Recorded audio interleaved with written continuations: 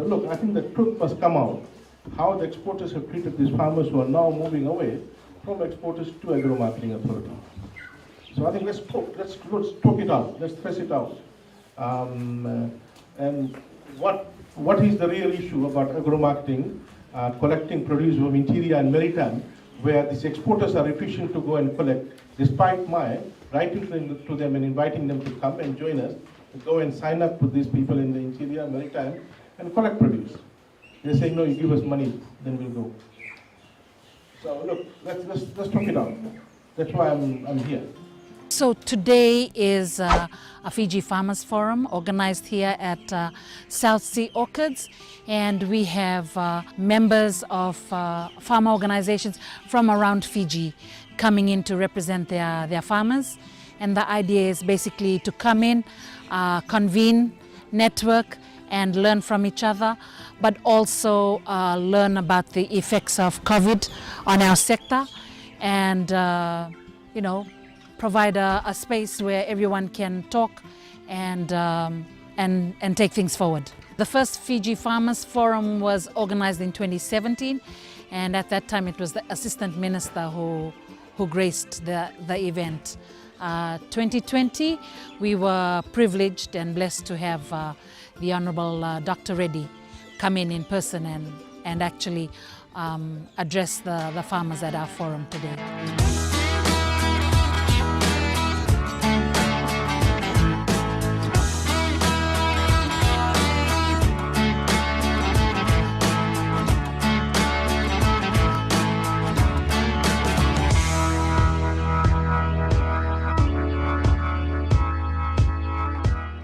Tei Tei Taveuni recently held an open farmers forum at the South Sea Orchids venue hall in Nadi. Present were farmers from all over the country. One of the takeouts from this is basically to emphasize the role of farmer organizations in our sector. For us, we advocate for farmer organizations, the importance of grouping farmers together as a formal organization, and the farmer organizations helping the farmers in their members. Yeah. So today it's the leaders of these organizations, of these farmer groups, of these farmer organizations, coming in, bringing in their farmer members' issues and talking about it as a collective group, and then hopefully we will have a Fiji Farmers Forum communique at the end of the day that the farmers collectively can say yes. Collectively, these are our issues. In a rare open forum with the Minister for Agriculture, Dr. Mahendra Reddy, the farmers did not hold back when asking the tough questions. So what I'm really asking is, if I could have an audience with yourself or your permanent secretary to discuss the way forward, because I can see some mushroom growers that attended the training here sitting in this house, and I'd really like to see the mushroom growers really forge forward as a short-term crop. In his opening address, Dr. Reddy spoke on the argument of why it is thought that agriculture should be supported because it is solely important for livelihoods, and why he argues otherwise. I argue that we should call for support to agriculture given its national importance, given its strategic importance to Fijian economy as it was. Some people are kind of misinterpreting statistics and saying that agriculture sector is declining. In fact, agriculture sector has never declined in terms of its output. Agricultural output has, in a real term, has been increasing. But its contribution to the overall output has been declining. And it's a normal phenomenon because over time, other sectors have expanded, and they have taken an increasing share of the total output. So for example, 5 decades ago, agriculture's contribution was about 50% or so. Now, at that time, the other sectors, the industrial, manufacturing and service sectors, was not that well developed. So agriculture was the major contributor to the economy. It's the single largest contributor to the economy. But over time, as agriculture, as other sectors started to grow, then obviously agriculture's contribution to GDP started to decline. But that doesn't mean agricultural output in real terms was declining. Now, going back to the argument about increasing investment or increasing budgetary allocation to agriculture sector, my argument is that when the agricultural output increases, then all those who are engaged in the agriculture sector through various factor and product market, let's say labor, those who supply land, those who supply various other inputs, the financial sector, all of them will benefit. And in this equation, livelihood issue will be dealt with. So if you just argue agricultural support based on the livelihood issue, you are underscoring the importance of agriculture sector. You're grossly underscoring the importance of agriculture sector. So I am arguing that, look, agriculture should be supported, agricultural growth should be expended in national interest, and the surplus that is created by the growth of agriculture sector, that surplus will be redistributed amongst all those who participate in the agricultural growth process. They participate through as a labor, as a farmer, as an entrepreneur, as those who are providing various inputs. Those who provide, let's say, organic manure will benefit through the sales to the agriculture sector. Those who supply labor will benefit through increased wages and salary. Those who supply land will benefit through increased rental rates. On the objective, on the second objective, we kind of changed the ministry's paradigm in terms of saying that, look, instead of, it's very important for farmers to understand this, instead of incentivizing and promoting and pushing agriculture growth based on subsidies and grants, we are saying that that is not sustainable. And that is what I term as a dependent agriculture or a bubble agriculture. And it will burst some point in time because subsidies and grants are never permanent. Its longevity is pushed or created through the political equation. So I'm saying, and it's very important that our farmers, agricultural entrepreneurs understand that an agriculture sector based on subsidies and grant, which is always supposed to be temporary, is not sustainable, and that paradigm won't work. And that is why, at the moment, we are struggling. Now we are changing the paradigm. We're saying, let's incentivize farmers by getting market to them, by providing market signal to them. Now, let me give you a simple example. Why has sugar industry for so long survived? Why has sugar industry for so long survived? A number of reasons. One is, sugar is a crop which can survive, hardy weather conditions. That's why, Western Division, sugar is, grown in a large scale. Number two is that it is quite less labor intensive. But the single most important reason, despite farmers arguing every now and then that the return is not very high, and I don't want to get in detail with it, it's a different ministry. But the single most important reason why farmers, despite all those issues that they're raising on every now and then, they're stuck to it because they've got a guaranteed market. And for agricultural farmers, agricultural entrepreneur, the most important worry to the farmer is, and you ask anyone, is that effort, the resources that I've devoted over the last 6 months or 1 year, whatever the crop cycle is, will I be able to sell the produce and cash in? And therefore, the most important issue for any farmer is market. Up next. We will do our best to get the market to you by working very closely with the exporters, and we will try to get to you those public infrastructure that you as individual farmers may be difficult, and we will treat it as public.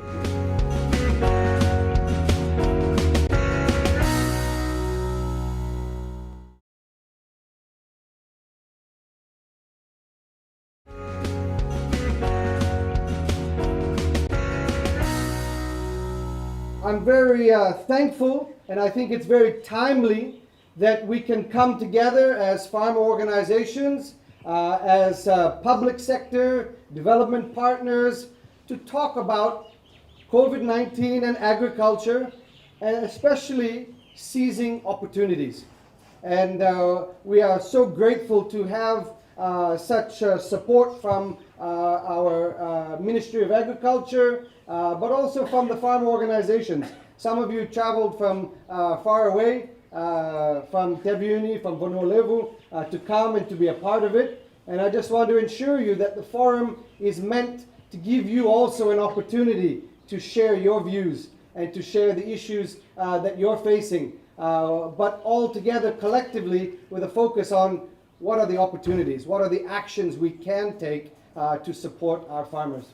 So I want to thank you guys very much, and I look forward to a very great forum today. The recent Fiji Farmers Forum, organized by Tei Tei Taveuni, featured keynote speakers such as the Minister for Agriculture Dr. Mahendra Reddy, climate change expert Dr. Andrew McGregor, members from the Fiji Beekeepers Association, copra and pineapple farmer Mr. Peter Kia, and various other organizations. We will do our best to get the market to you by working very closely with the exporters, and we will try to get to you those public infrastructure that you as individual farmers may be difficult, and we will treat it as public goods. Construction of farm roads. And we have also said that we will organize provision of planting materials, expansion of nurseries, irrigation support to farmers, machinery support to farmers, and of course market provision and development.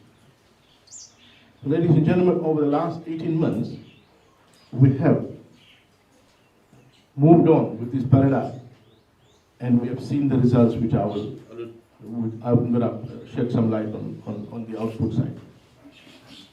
So, ladies and gentlemen, it is very important that we look at agriculture in its totality, and we develop a model which is sustainable. We need to build institutions. People come and go, but institutions will remain. And it is important that we do not develop an institution which is not sustainable based on political expediency. So, ladies and gentlemen, I implore on all of you that you treat agriculture as a business, and when I say you treat agriculture as a business, you compare yourself with this corner shop where who builds their shop infrastructure, who gives them the stock, what do they do with the surplus that they create. Then you will get to understand what I mean when I say that we want agricultural entrepreneurs. Of course, that doesn't mean that we are not supporting those subsistence farmers for food security reason. They will be there, they will remain there, we will continue to support them, but we don't want leisure and part-timers to come and say that, look, we need to be bankrolled. We got Fiji Development Bank, we are talking to them, and we're asking them to come and come with us, and let's explain to the farmers what products they are on offer. So I wish you all the best in deliberations today, and I look forward to taking all the hard questions so that we solve all the doubts that you have, and remove all the doubts that you have today. Thank you. Mrs. Aileen Burness from the South Sea Orchids raised the concerns of why florary and horticulturists were not given the same level of importance as other cash and export crop farmers. I've got to clearly, I can't disagree with you any less. I suggest that we will organize a kind of a half-day discussion forum, totally at our expense. We'll invite you, all your members, over and come up with a strategy going forward, and we will definitely support floriculture. You can talk to our head of policy here. Sometime back, I think we developed a cabinet paper last year to allocate some resources to support floriculture. I mean, it is a growing and developing industry. I fully agree with you, and it has now taken up a very important place as an industry on its own. So you have my full support. Tell your members they have my full support, and we will develop a policy around it after the half-day forum that we will organize. You want it in Suva, we will do it there. You want it in West, we will do it there at our expense. A question raised by the Fiji Crop and Livestock Council was regarding air freight services to the US market. And he gave us a price for $4 US, $4 US. It's 8 Fiji dollar. And we like that price. So he needed some sample. So we sent him the sample. We sent the sample to New York. And it cost us $700 to send 5 kg dried beans for the sample. So we spent $500. And he need to buy a ton of Fiji cocoa. So I don't know how much it will cost for the freight. We sent it through DHL Express, and we spent $700 there. So I really like the point that McGregor was raising up about the freight for the products being exported. I had wanted to make a budget submission last year, and I met the exporters at our Lenga conference facility, and I had asked them if they could submit to me their proposal on what they want to see in the budget. Budget has come and gone. To date, I haven't received any submission from them. I would want to get a submission from the exporters before I talk to the Minister for Economy, whether we could probably put some a special request to some of the development partners. We've got the resident here who have supported us a lot in the livestock sector as well. Until, let's say, up till June next year, probably a small percentage of the freight cost could be subsidized or picked up. So we might, there's other pockets of money outside that we could make the submission. But it's important that we get a submission from exporters so that, I also can have the ammunition with me. So I implore on you to, if we could organize the exporters to get with. I think that probably that in the interim that could be the main submission, but more detailed submission for the next budget could come later. Farmer Lavinia Kolmaitatoya then raised the question about short-term land leases in agriculture. My question to you, Minister, is as a farmer, I'd like to invest commercially in my Votolevo farm, which has 30 years. But it's pretty challenging because it's only 30 years. Can your ministry help in liaison with the Ministry of Lands and the Itauke to help us farmers who have short-term leases in agriculture to extend the leases so that when it's extended, we can really invest commercially into our farms? There was a issue that we ourselves had raised with Honorable Prime Minister, who is the chairman of ETLTV board. And we had a submission by ETLTV to the cabinet about a couple of months ago. It was more on rental rates and renewal fees. Now, I had also raised this issue with ETLTV separately because from last year, we are now going big time into establishing orchards, fruit tree orchards. Because at the moment, most of the fruits, apart from papaya and a few others, we don't have orchards. It's wildly grown. Of course, one of the good things is that they're all organic. For example, breadfruit. Breadfruit is totally 100% the breadfruit you get is organic. And we want to establish orchards. Now, if you want to establish mangosteen orchard, it takes 13 years for mangosteen to fruit. So we will need longer term lease for orchards, for tree crops in particular. So I see that as a binding constraint for investment in agriculture and certain crops which are long term in nature, and livestock as well. Let's say beef cattle and dairy cattle. So it's something on our discussion table, but we haven't really moved forward on that.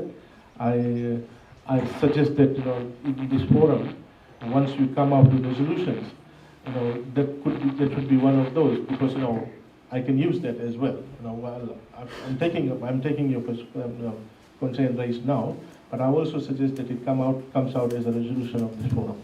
So it'll help me in the discussion with ELTB and Honorable Prime Minister as the chair of ETLTB board. Up next, more questions asked at the Fiji Farmers Forum.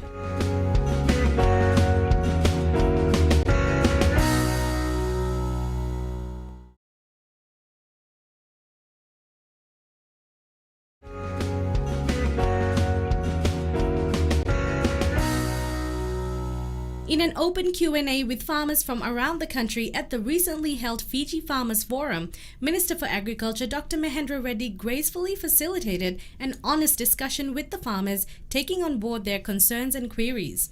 The Fiji Crop and Livestock Council posed the question of curfew passes for farmers travelling long distances to get to the supermarket. I would like to thank you very much for the assistance that you have done to the farmers. This year, well, we have a very hard time through those three disasters, flood and also this COVID-19. We would like to thank you very much for your support to all the farmers down there in Smitoka for the 66. The second thing that I really want to inform you today about curfew hours. Normally our curfew hours, if it's possible for our local supply out to all the corridors in Fiji, because right now English cabbage, we planted a lot of English cabbage right up in Smitoka Valley. We send it out to all corridors. This is a very hard time for us. If there's any availability so that we can have a pass or any time, because we really walk out from the morning till 6 o'clock till the afternoon, and we have to drive like 5 hours up to the supermarket. If there's any possibility, can accept with us to help us with the pass. Yes, that's possible. So we just what we need is a formal request so that we can liaise with the Ministry of Health and Fiji Police Force to organize a pass for those of you who need. For that kind of purposes. Yes, possible. Another farmer from Bua raised her concerns about the poverty of opportunities for farmers outside VT level and the challenges of interacting with the ministry as a woman. So my question to you is, how challenging or what can you do as a minister to ensure that your research stations in Vanuatu can better support us in terms of diversity? My first question. My second is, as a woman interacting with your ministry, is it really difficult to set up gender desks for us? The first time, I'm a third generation farmer. My grandfather was a commercial cattle farmer, but I didn't want to go into cattle ranching. But the first time I interacted with your ministry, they told me that I should go into horticulture. And of course, as you know, in Vanuatu, we don't have the opportunity of tourism industry, so I have a market access problem. And so if it's possible for your ministry to have people who are trained so that they could handle and support people like myself who are into farming, perhaps, like to explore a bit on the cottage industry as well, and better give us the advice that we need. And maybe the third comment that I'd like to make is on the felling of timber. My farm is on the main road, but the bigger players from the log timber that impact us. Often there is no policy coordination amongst the ministry. So the Ministry of Forestry, Ministry of it's okay issuing a felling license, and there is no consultation with those of us who are at the bottom of the scale on how that impacts us.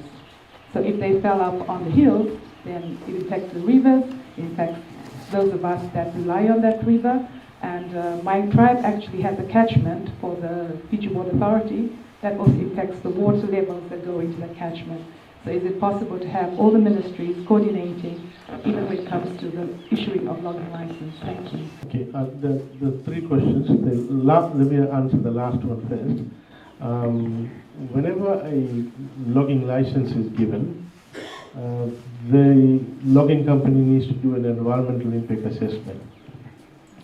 For the environmental impact assessment, one component is public consultation. Now, so it's compulsory, they must undertake a public consultation and where public can come and raise the issue. Now, public consultation is undertaken in around that area where the logging will be undertaken. So in the case that you raise, you're saying that you are in the downstream. So certainly, you probably, no one came to you or your area and said that there will be a public consultation upstream. However, it's a requirement that all EI public consultation are advertised in the papers. So I don't know, again, I need to think, because not always people in the interior will be able to get the paper on time to see that there is a public consultation. So let me think about it, how to address that issue.